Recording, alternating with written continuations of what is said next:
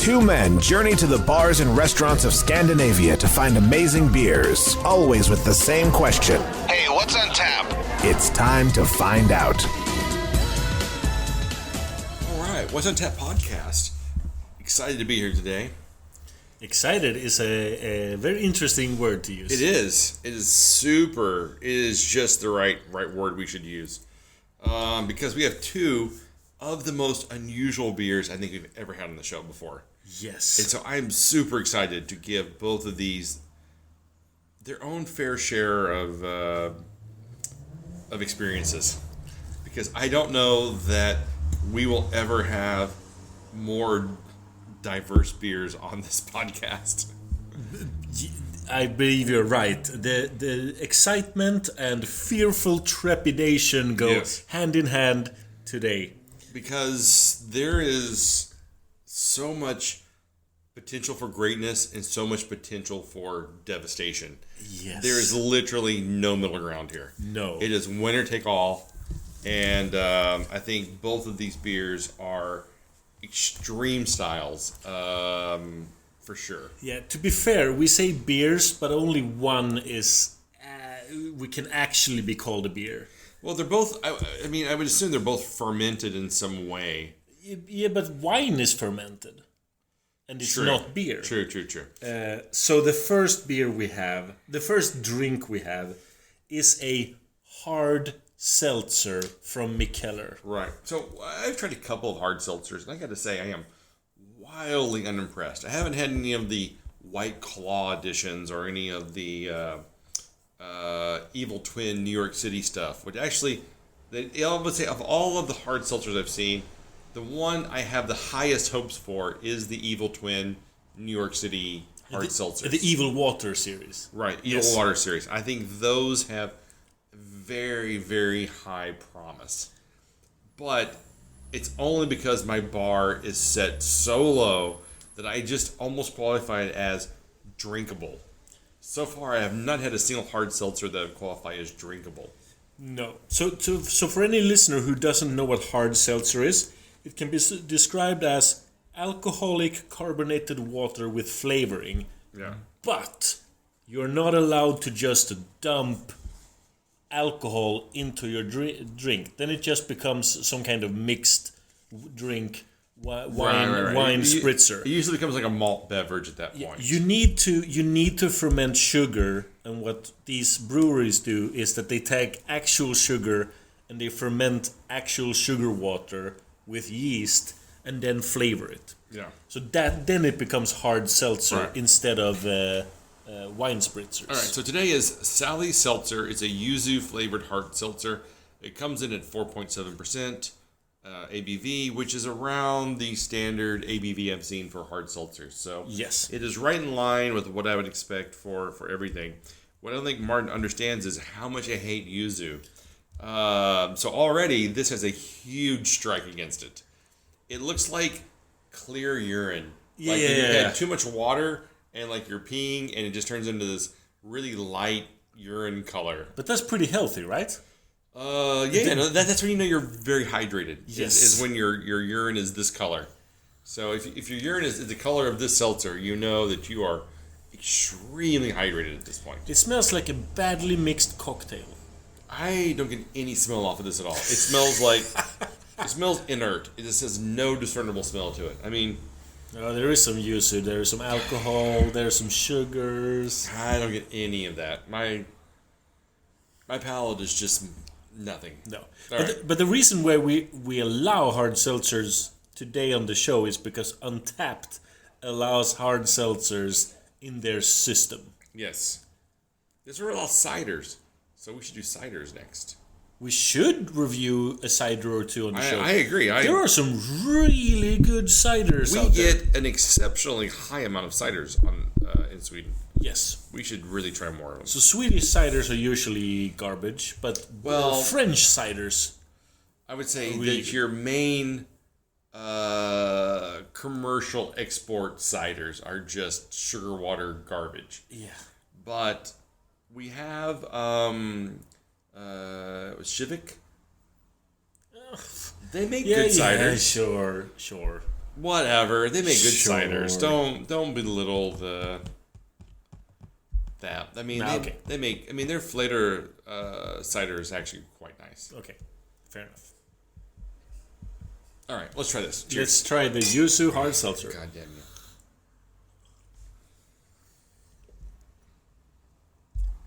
Ugh. All right. Well, I don't hate it. You don't? No. I don't hate it. I don't like it either. It tasted like a watery melted popsicle.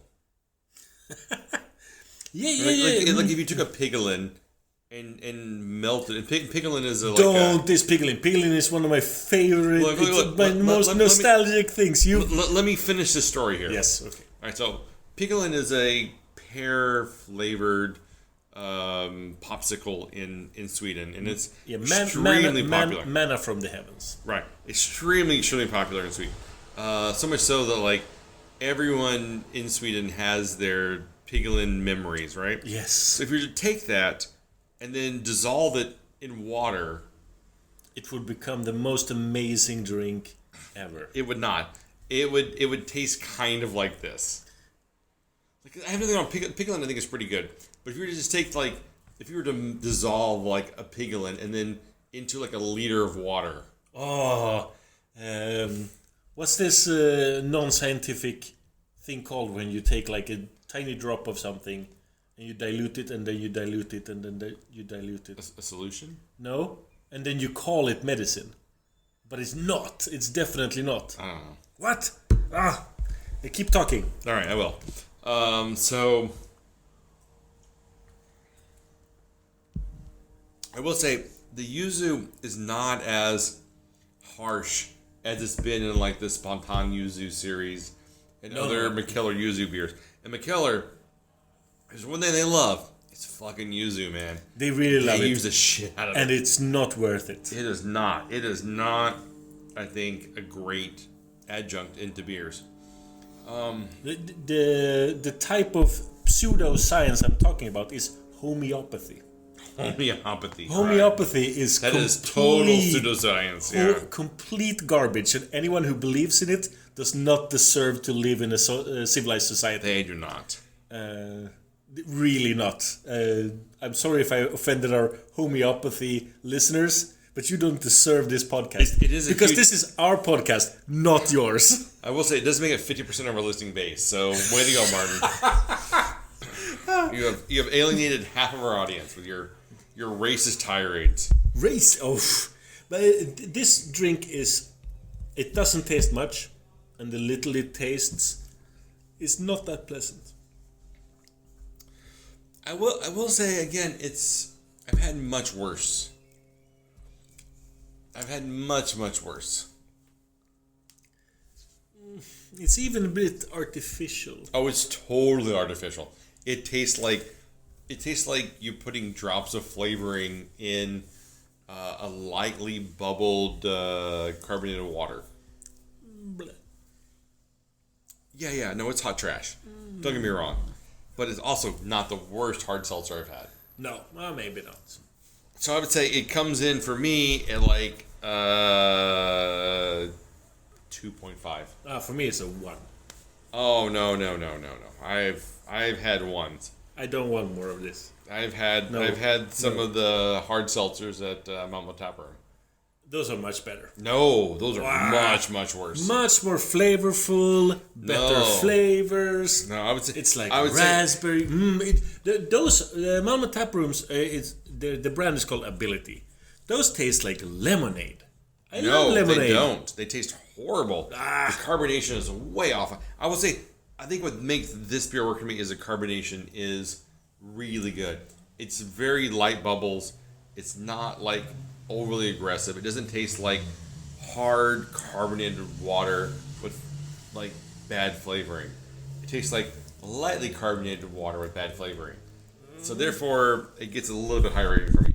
Where the problem with, I think I have with the Ability seltzers I've had so far, is that they've been like the bubbles are so big and it's so aggressively carbonated. I think I like and it doesn't match up to the flavor that they're putting in it. I think I like that. Well, you're wrong. But let's take a break, and then we'll be right back after these commercial messages. And we're back, and no more hard seltzers.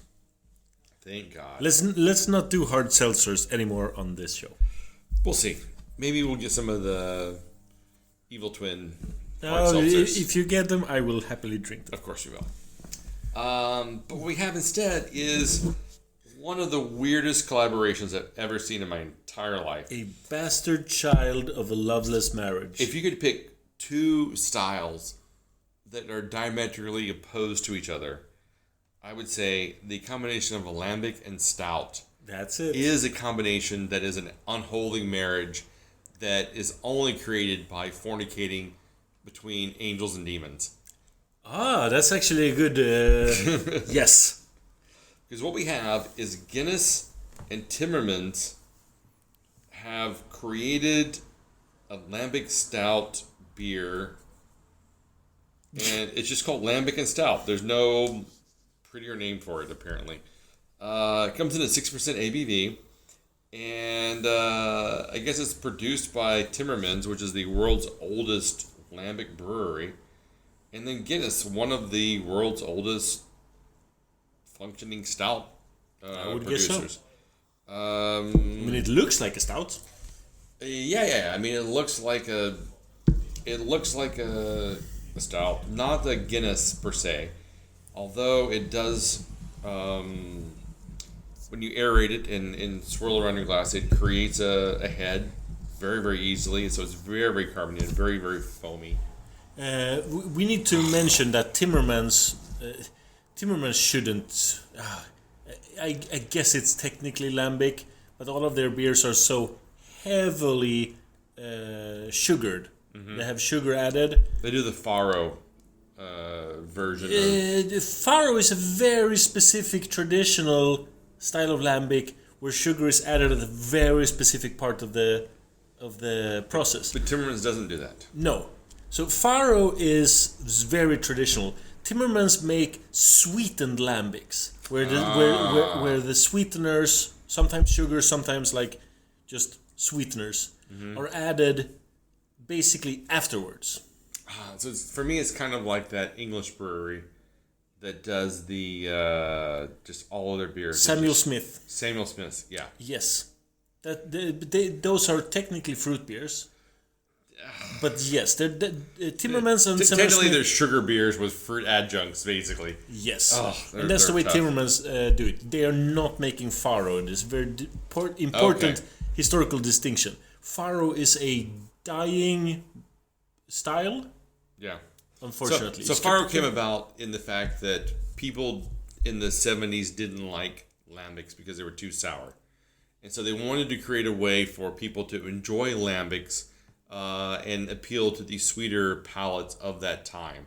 And so what they did was they started adding sugar to them at a certain point, like you said, in the maturation process, and it created these sweeter lambics that kind of almost killed the lambic industry through the 80s into the early 90s when you got this resurgence of traditional lambic styles, thanks to Cantillon and 3F and Boone and breweries like that. I would still say that the Faros didn't kill it. Sweetened lambics almost killed it. Faros are much older than that. Really? We can go into Faros another time, but they're so difficult to find. There are like 20 in the entire world. Yeah. I mean, you can still get them in Europe, I think, kind of easily. No. Not Faros. Yeah. There is a regular release of a Faro Lambic that you can get every year. It is not hard to get. And either it's done by Timmermans or it's done by Lindemans. Okay, I think it's a Lindemans Faro. It comes in black. It's got a black label. It is Lindemans Faro I would say it's kind of omnipresent in the European market, especially in the Nordics. Okay, let's forget about Faros. All right, let's get back to this beer. Yes. It tastes so bad. It tastes a little bit like a sweetened Guinness. Have you tasted it? No. It smells. Oh, Smells. What did I say? It tastes. I haven't tasted it yet. Oh, it smells so bad. I gotta be honest with you. It smells like a horrible homogenation of flavors that do not belong together. I agree. There is some Guinness in the flavor. There is some Guinness. There's a little bit of lambic in there. Yeah. I mean, there is it's kind of a sweet, malty, chocolatey kind of smell to it. Yes, quite chocolatey. All right. Cheers.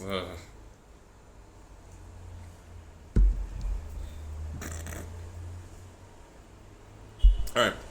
So this is not nearly as bad as I thought it was going to be. It's pretty bad. I was expecting a cultural abomination of epic proportions. And this is surprisingly not that. I don't know what it is. Like, it's a Frankenstein's monster that doesn't deserve to live in this world. I'll be honest with you. But yet, at the same time, it's not the worst thing I've had in a long time. Slightly mulched apple peel. Yeah, it's like, if you ever had a Tootsie Roll. No, it's not like a Tootsie Roll. It's a bit like a Tootsie Roll, and it's got this malty chocolate flavor with this sweet, kind of tangy, sour underbelly. It is kind of like if you mixed, if you put Nestle Quick into apple juice. Yeah, I think that would be this flavor. Swedish oh boy into a glass of apple juice. Yeah. I think that... That's a disgusting thought. It is a horrible metaphor of, like I said, an abomination that should not exist. Oh, the aftertaste is so terrible. It's so weird. There is nothing about this beer. Like, I honestly don't know why these two breweries got together and thought, you know what we need to do? By our powers combined, we will form the Captain Planet of beers. Yeah. Because Captain Planet, he's a hero. Gonna put He's pollution down to zero. Who at Systembolaget tried this and said, let's put this on the shelves. This is just a proof of corruption in Swedish society. Someone paid Systembolaget money. Well, what I'm curious is, even before that, because, I mean, Systembolaget didn't, like, try this and go, this is what we have to have. Somebody had to create this beer to present it to Systembolaget. And I'm kind of curious, like, what, you know, who at Guinness and who at Timmermans went, we need to, you know, combine these two beers to create a new thing. Because there's no point where I think, you know what lambics are really missing? Stouts. Yeah, you know what stouts are missing? Apple. Fruity apple flavors. Yeah. God, dear Lord. I hate both of these breweries for creating this. Oh. I don't know who the target audience is. Again, yeah. Like, because, first of all, lambic people are not going to be, like, buying Timmermans to begin with, because no lambic person buys Timmermans to begin with.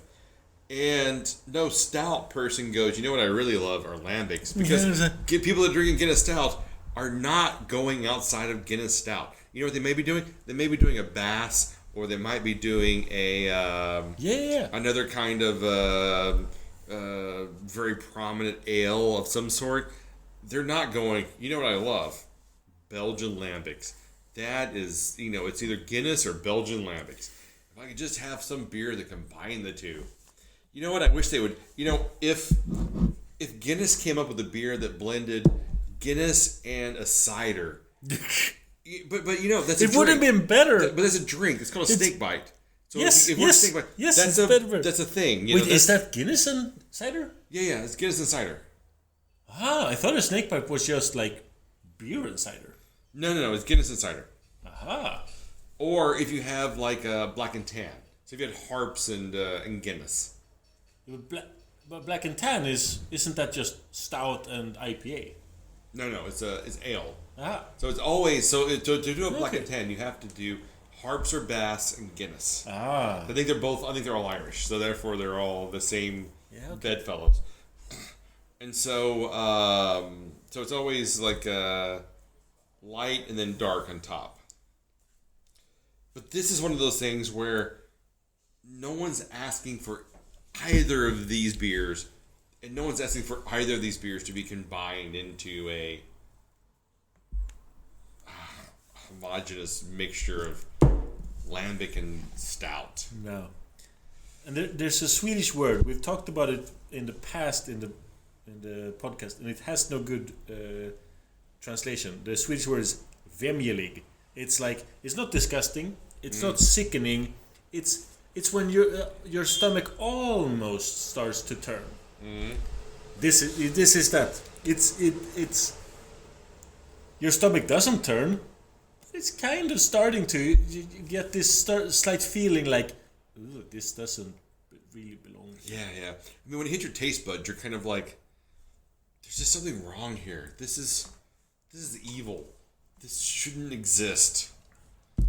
And I just drank some ice water, and it's the best thing on this table.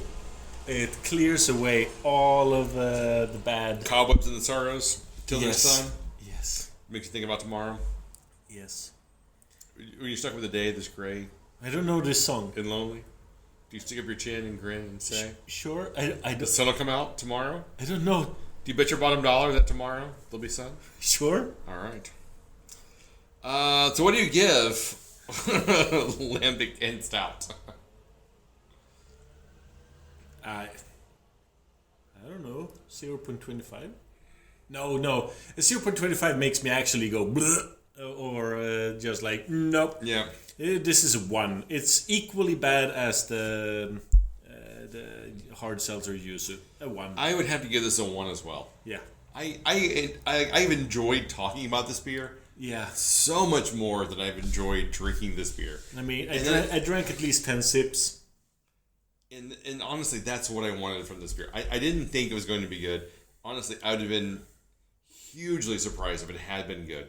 But I've enjoyed talking about it so much more. It's been a lot of fun. All right, so we'll wrap this up with these two horrible beers. Probably our lowest rated episode we've ever recorded. Yeah, please don't sue us.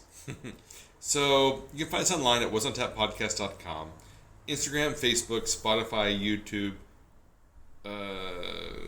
And at we are Pod Syndicate. And at the International Lambic and Stout Association webpage. Yes. So until next time. Keep drinking your dum-dums, but no these drinks.